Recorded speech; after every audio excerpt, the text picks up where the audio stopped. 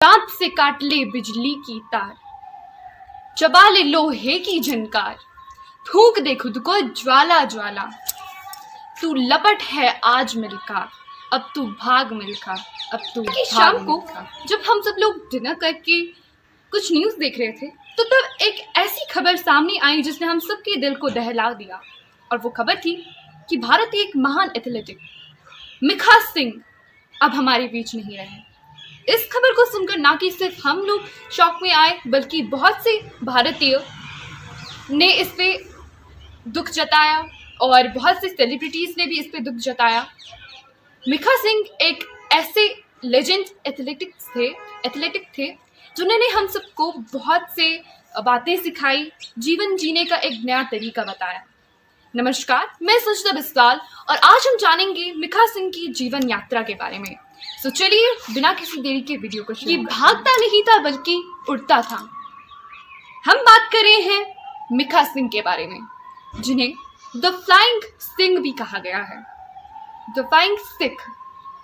इनका जन्म 1935 में हुआ था। लयालपुर के रहने वाले मिखा सिंह को घर बार छोड़कर भागना पड़ा क्योंकि और इनके इसी दौड़ने के जज्बे ने इनको दंगों से बचाया। ये वो समय था जब भारत और पाकिस्तान का पार्टीशन हो रहा था और उस वक्त इन्होंने बहुत से दर्दनाक मंजर अपनी आंखों के सामने देखे, जैसे कि इन्होंने अपने परिवार में अपने माता पिता को अपनी आंखों के सामने मरते हुए देखा। और उस वक्त इनके पिता के मुंह से, इनके पिता की जुबान से सिर्फ एक आखिरी शब्द निकला था, भाग मिल्खा भाग। और उसके बाद इन्होंने आर्मी ज्वाइन किया और आर्मी में ज्वाइन करने के बाद इनका जो जीवन था वो पूरी तरह से बदल गया। बात है एक रात 1951 की एक रात की। उस रात में एक रेसिंग कंपटीशन का अनाउंसमेंट किया गया था। क्रॉस कंट्री रेसिंग कंपटीशन का अनाउंस किया गया था और उस वक्त जब मिखा सिंह ने उस क्रॉस कंट्री रेस में भाग लिया था, वो 500 लोगों की रेस थी। तो उसमें मिखा सिंह ने जब वो रेस पूरी की, रेस की आखिर में उनकी आंखों में आंसू आ गए क्योंकि वो उन 10 लोगों में से एक थे जिन्होंने उस रेस को पूरा किया था। इस दौड़ के बाद वो मिखा सिंह का नाम, जो उस समय कुछ भी नहीं था, एक बड़ा नाम बन चुका था। आपको जानकर हैरानी होगी कि मिखा सिंह चलती हुई ट्रेन के साथ दौड़ लगाया करते थे और ये वो समय था जब मीटर गॉज ट्रेन्स चला करती थी। ये ट्रेन्स सिकंदराबाद की लोकेलिटीज से लेकर डिस्क्रॉस करके जाया करती थी। वो मिखा सिंह जो इन ट्रेनों के साथ दौड़ लगाया करते थे, उन्हें कभी भी नहीं पता था कि वो इस मंजर पर आकर पहुंचेंगे और उन्हें द फ्लाइंग सिंह का खिताब मिलेगा। आर्मी में इनका मार्गदर्शन हवलदार गुरदीप सिंह ने किया था और ब्रिगेडियर जॉर्ज इब्राहिम ने, जो उस समय टीम कैप्टन और टीम मैनेजर हुआ करते थे, उनसे भी इन्हें बहुत प्रोत्साहन मिला था। ये बात है साल 1956 की, जब इन्होंने पहली बार मेलबर्न ओलंपिक्स में इंडिया को रिप्रेजेंट किया था। हालांकि उस समय इनके पास वो अनुभव नहीं था कि वो एक गोल्ड मेडल जीत के ला सके। 1956 में मिखा सिंह के पास वो अनुभव तो नहीं था कि वो भारत को एक गोल्ड मेडल ला के दे सके, लेकिन 1958 में एशियन गेम्स में 200 मीटर और 400 मीटर की रेस में उन्होंने गोल्ड मेडल लाकर दिखाया था। और उसके बाद फिर से 1958 में मिखा सिंह ने कार्डिफ कॉमनवेल्थ गेम्स में फिर से गोल्ड मेडल लाया था 400 मीटर की रेस में।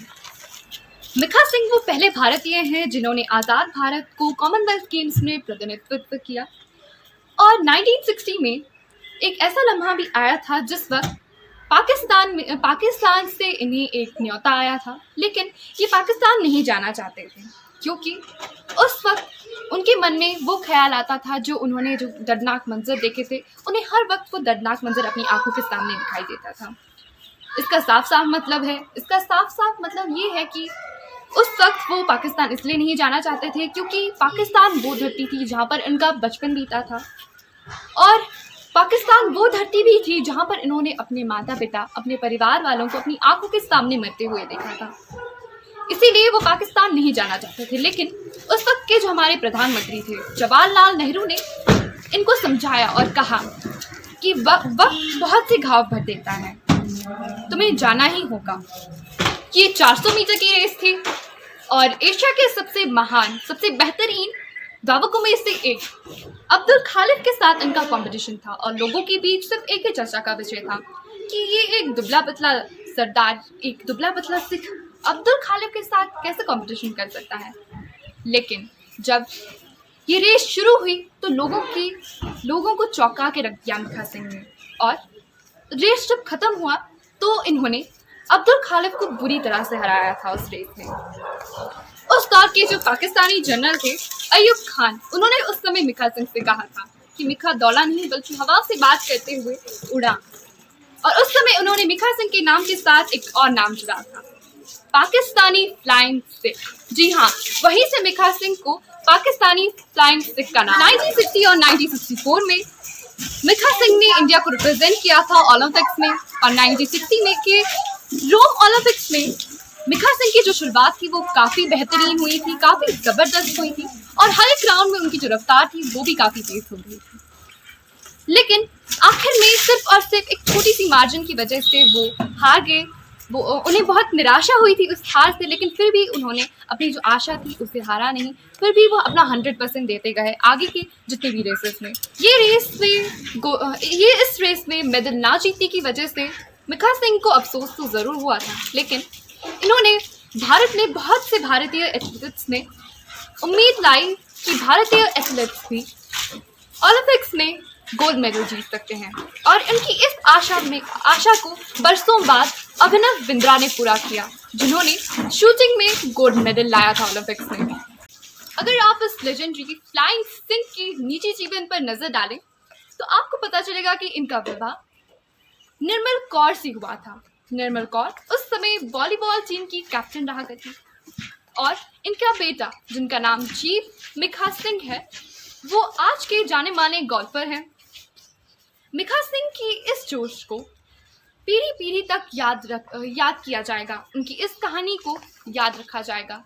हालांकि अब मिखा सिंह हम सबके बीच नहीं रहे, लेकिन फिर भी हमें बहुत सी चीज़ें मिखा सिंह ने सिखाई, जैसे कि मिखा सिंह ने हमें सिखाया कि जैसे उन्होंने अपनी उस रेस में रोम ओलंपिक्स में अपना हार गए, लेकिन फिर भी उन्होंने अपनी आने वाली जितनी रेसेस है उनमें अपना 100% दिया। उनके कहने का मतलब ये था कि आप हार जीत की परवाह ना करके हमेशा अपने हर एक काम पे अपना 100% दें। आपको हार जीत की परवाह ना करके अपना 100% देना चाहिए अपने हर एक काम में, तभी जाकर आप जीत पाएंगे, और आपको हमेशा अपने ऊपर विश्वास रखना चाहिए। आज इस वीडियो के माध्यम से मैं मिखा सिंह को एक अपूर्व श्रद्धांजलि देना चाहूँगी। धन्यवाद।